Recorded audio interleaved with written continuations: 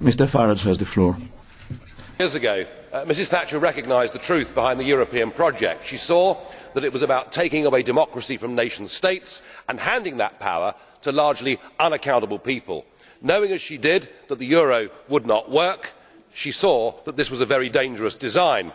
Now, we in UKIP take that same view, and I have tried over the years in this Parliament to predict what the next moves would be as the euro disaster unfolded. But not even me, in my most pessimistic of speeches, would have imagined, Mr Rehn, that you and the others in the Troika would resort to the level of common criminals and steal money from people's bank accounts in order to keep propped up this total failure that is the euro. You even tried to take money away from the small investors in direct breach of the promise you made back in 2008. Well, the precedent has been set, and if we look at countries like Spain, where business bankruptcies are up 45% year on year, we can see what your plan is to deal with the other bailouts as they come.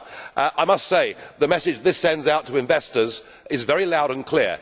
Get your money out of the eurozone before they come for you. What you have done in Cyprus is you have actually sounded the death knell of the euro. Nobody in the international community will have confidence in leaving their money there. And how ironic to see the Russian Prime Minister, Dmitry Medvedev, compare your actions and say, I can only compare it to some of the decisions taken by the Soviet authorities.